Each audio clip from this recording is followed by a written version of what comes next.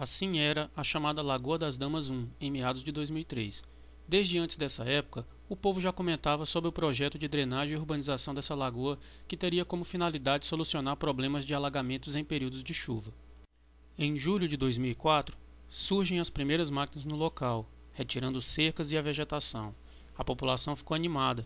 Os funcionários da prefeitura informaram que estavam preparando o terreno para o início da obra. Nos poucos dias de trabalho, foi cavado esse buraco e retirado boa parte daquela vegetação ao fundo. Depois disso, os trabalhadores e as máquinas se foram, e a população considerou a movimentação no local como apenas uma estratégia política, visto que estávamos às vésperas das eleições municipais. Ao final de 2004, já após as intervenções, a área ficou assim. Boa parte do espaço antes preservado por cercas e sua própria vegetação, no momento já ficava bem mais acessível aos marginais. Nessa mesma época, vejam como estava uma das áreas de interesse da obra. E agora, como ela ficou 2 anos e 9 meses depois, sem que houvesse qualquer intervenção da prefeitura no sentido de resguardar a área, visto que já se tinha o projeto e a intenção de executá-lo.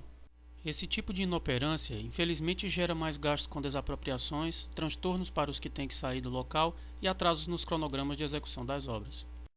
Em 30 de outubro de 2006, o então secretário executivo da Regional 4 assinou um contrato tendo por objeto a contratação de empresa para serviços de drenagem, terraplanagem, pavimentação e urbanização da Lagoa Damas I, com prazo de execução de 180 dias e valor superior a R$500 mil. Funcionários da prefeitura estiveram na rua em que moro e falaram com alguns moradores que fariam a avaliação dos imóveis a serem indenizados, pois a obra seria iniciada no máximo em 2 meses. Porém, ninguém mais apareceu nesse período, nem da prefeitura e tampouco da empresa contratada. 6 meses depois, foi celebrado entre SEMAN, CEINF, Secretaria Executiva Regional 4 e Ceará Diesel S.A. um termo de compromisso no qual a última assumiu a obrigação de doar R$800 mil a título de medida compensatória ambiental e que esse dinheiro deveria ser utilizado para o pagamento das indenizações decorrentes de desapropriações na área da Lagoa das Damas. Deste modo, com dinheiro disponível, no mês seguinte finalmente iniciaram-se as desapropriações, mas nem todas foram resolvidas. 1 ano se passou enquanto máquinas apareciam esporadicamente no local, trabalhavam 1 ou 2 dias e sumiam novamente. Fim desse período, em setembro de 2008, colocaram uma placa do BNDES anunciando a obra e finalmente vimos os trabalhos sendo iniciados efetivamente. Algumas pessoas diziam que a movimentação no local se trataria mais uma vez de manobra política visando a reeleição da prefeita, visto que mais uma vez estávamos às vésperas das eleições municipais. Porém, acreditamos que dessa vez seria diferente, pois a gestão era outra e nos sentimos cada vez mais próximos de termos a Fortaleza Bela como uma realidade da nossa comunidade. Após alguns dias de trabalho, derrubaram um muro que isolava o terreno da Avenida João Pessoa e colocaram outra placa, dessa vez da prefeitura, nessa indicando as datas, valor e construtora. O prazo para a conclusão da obra, após 4 anos de terem sido iniciadas as primeiras movimentações no local, era de 6 meses. Porém, 6 meses depois, a situação da obra ainda era essa, e pouco tempo depois, os funcionários sumiram e tudo ficou abandonado.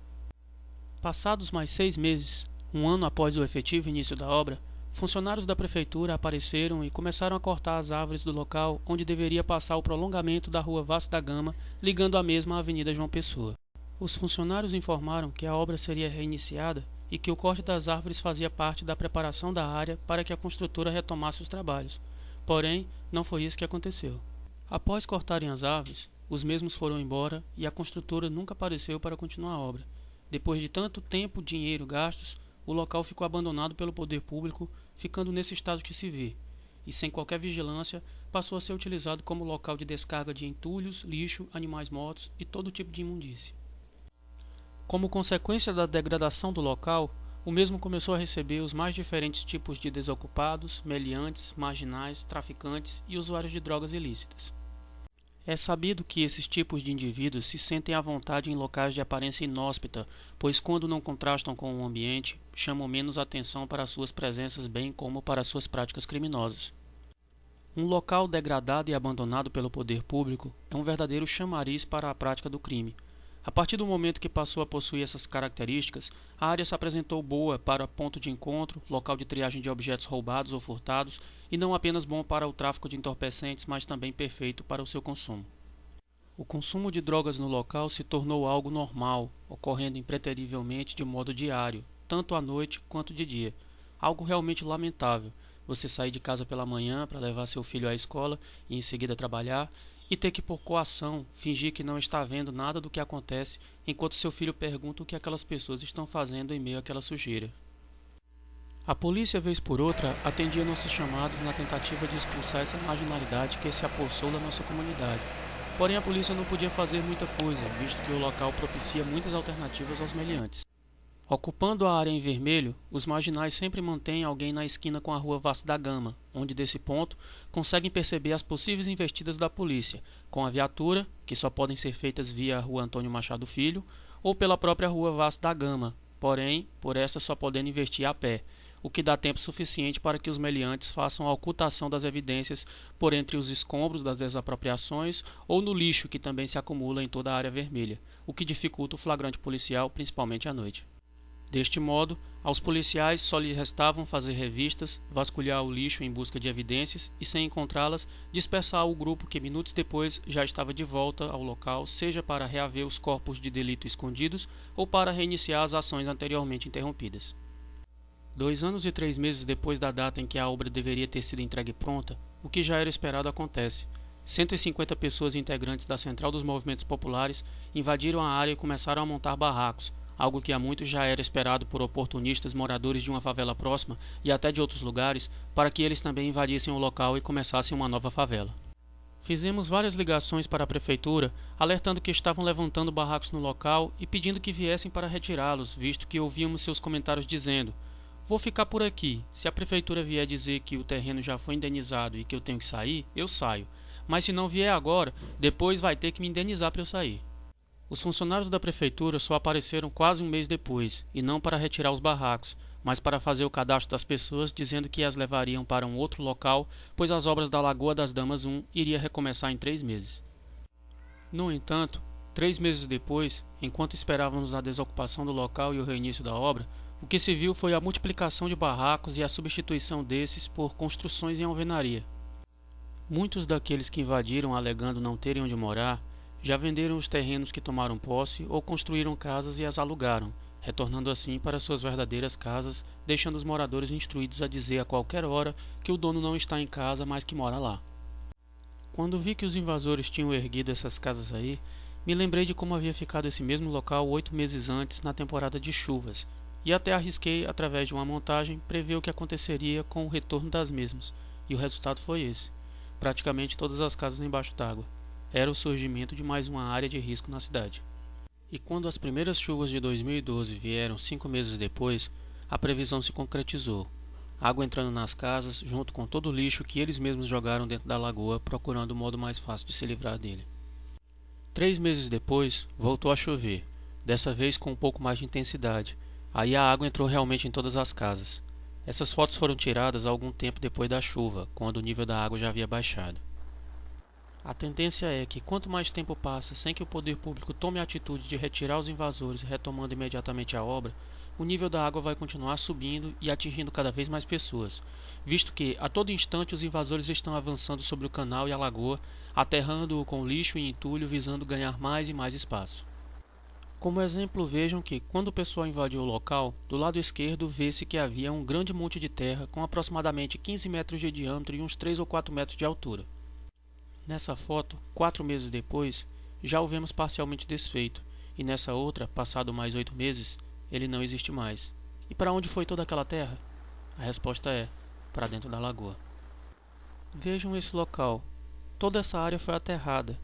E saibam que após a construção inicial, o crime ambiental não cessa, pois estão sempre aterrando mais para fazer ampliações. Essa edificação, se é que podemos chamar assim, está sendo ampliada pela 3ª vez.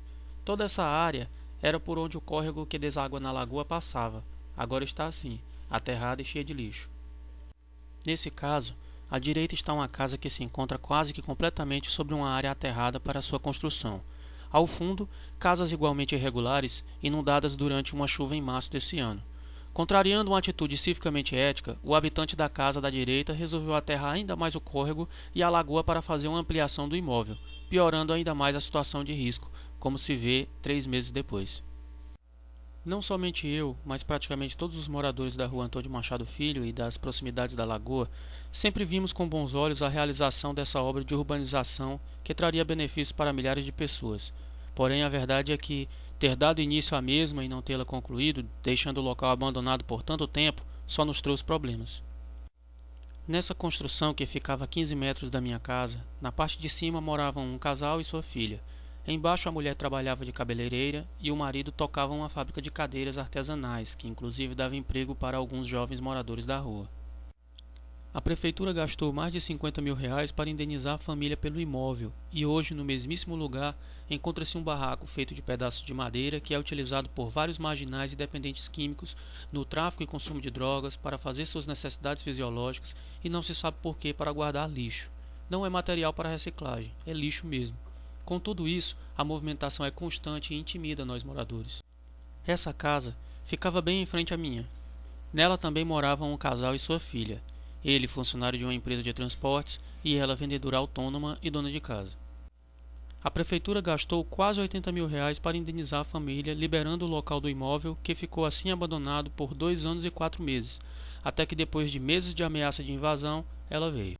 Logo no início, dissemos ao poceiro que não adiantaria ocupar o local, pois esse se tratava de um lugar já indenizado e que ele seria utilizado pela prefeitura. No entanto, o mesmo retrucava dizendo: se eles virem eu volto para casa, mas se não vir vou apurar um dinheiro com isso aqui. E assim foi. Ligamos diversas vezes para a prefeitura pedindo que mandassem fiscais, a polícia, o que fosse para impedir a expansão da invasão, porém ninguém veio. E 4 meses depois ele vendeu o terreno para outra pessoa e esse último por sua vez construiu essa casa. O homem que comprou o terreno alegou que estava construindo essa casa para seu pai morar, porém, como o pai dele já tem uma casa melhor, esse não veio e o imóvel passa a maior parte do tempo fechado, sendo utilizado eventualmente como local para guardar coisas e oficina mecânica clandestina. Como a ligação de energia é irregular, as eventuais utilizações de equipamentos de alta tensão, como máquinas de solda, causam grandes oscilações de energia em todas as casas da rua, ocasionando até a queima de equipamentos eletrônicos. Além disso, a construção dessa casa tomou parte do que antes era a calçada da casa anterior, tornando assim a rua, que já era um tanto quanto estreita, mais estreita ainda. As irregularidades se repetem em outros pontos da rua. Essa casa, parte construída no terreno invadido e o resto sobre a lagoa aterrada, invadiu quase 1,5 metro da área que deveria ser a rua, e ainda insatisfeito, murou a calçada e subtraiu mais 1 metro do espaço coletivo. São absurdos se sobrepondo a absurdos. Este já está usando a parede de contenção da lagoa como parte integrante do alicerce da casa que está construindo. Ao final, ele ocupará todo o espaço que atualmente seria a rua, ou seja, logo serão 2 becos sem saída. A última intervenção do poder público no local aconteceu na manhã do dia 28 de junho desse ano, como se pode ver em matéria publicada no dia seguinte no caderno Cidade do Diário do Nordeste. Essa matéria, que é absurda, começa pela manchete: moradores têm água e luz cortadas. O que a matéria não diz em nenhum momento é que todos os cortes eram de ligações clandestinas, que devido ao uso abusivo e desperdício constante, estava prejudicando o abastecimento normal da vizinhança com ligações normais. Depois diz que 150 famílias terão de deixar suas casas, quando o número correto seria aproximadamente 150 pessoas. É a imprensa colaborando para transformar a história dessas pessoas em um drama repleto de desespero, sofrimento e usurpação de direitos. Porém, a história não é bem essa. Hoje, a grande maioria que permanece no local é formada por oportunistas que querem ganhar dinheiro prejudicando os verdadeiros moradores do entorno da lagoa, que esperam há tantos anos pelos benefícios que a obra proporcionaria à comunidade.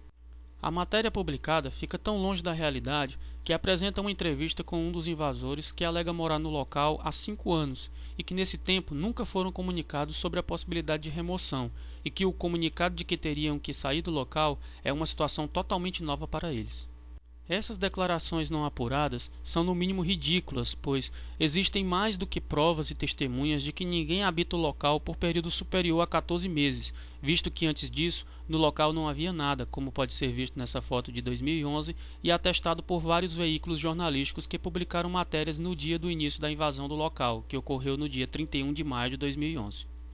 Quanto a saber que não deveriam estar no local, é claro e evidente que sabiam, pois o assunto mais falado na região é sobre o local que foi desapropriado para a realização de uma grande obra que até foi iniciada, mas que nunca foi terminada, ficando a prefeitura de voltar depois para concluí-la.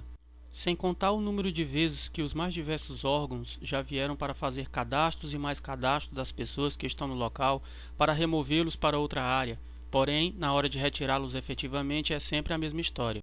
Os invasores alegam não terem para onde ir e sequer condições financeiras de pagar um aluguel. No entanto, os mesmos em apenas alguns meses no local construíram sobrados, muitos deles com janelas em vidro e alumínio, revestimentos de paredes com cerâmicos, paredes com tijolos de vidro, sendo que esses últimos chegam em média a custar R$ 25 cada. Até edifícios para locação vê-se na área. Os mesmos que alegam pobreza extrema já colocaram nas casas telefone, acesso à internet, TV por assinatura, bem como outras coisas que não condizem com pessoas que se dizem necessitadas. Muitos têm na frente das casas seus veículos estacionados, motos e carros, novos e usados, ou seja, depois esse pessoal ainda alega que invadiu o local porque não tinham outra opção por não terem nada nessa vida. Creio que havia alguns nessa situação precária, mas eram poucos e acredito que todos ou quase todos já sucumbiram à especulação imobiliária no local, deixando-o livre para os oportunistas. No dia 28 de junho, quando a prefeitura esteve no local, retiraram uns poucos barracos mais precários feitos de madeira e convocaram o restante das pessoas para uma reunião na Secretaria Executiva Regional 4 no dia seguinte. Em entrevista ao Diário do Nordeste, o chefe da equipe de Meio Ambiente e Uso do Solo da Regional 4, Davi Gonçalves Rodrigues, deu a entender que todos seriam retirados principalmente por se tratar de uma área de risco. Porém, no dia seguinte, ao voltarem da tal reunião, os moradores disseram que lá foi dito que todos os que estivessem em casas de alvenaria poderiam ficar no local. E podemos até acreditar nisso. Depois dessa reunião, se intensificaram as ações de construção e ampliação das casas de alvenaria, o que nos deixa apenas com as perguntas. Será isso mesmo verdade? Terá a Prefeitura de Fortaleza gasto mais de R$ 500 mil só em desapropriações para depois deixar de concluir uma obra e entregar a área para invasores que promovem uma ocupação desordenada, devastando uma área de interesse ambiental e instituindo uma nova área de risco para a cidade? Ficará essa gestão lembrada como a que nos fez acreditar que seria capaz de entregar-nos algo no mínimo parecido com isso, porém, após 2 gestões, acabou permitindo que o local caminhe para ficar parecido com isso? Se não, por que não há fiscalizações diárias que impeçam mais construções no local e o consequente aumento de pessoas que dificulta cada vez mais que venha a haver uma desocupação da área? Todos os dias vemos pessoas levantando paredes em locais em que não há ninguém morando ainda, mas logo haverá, pois o poder público permite. Se algum morador tenta questionar junto aos que constroem na área, recebem logo como resposta: não é da sua conta, o terreno não é seu, é da prefeitura.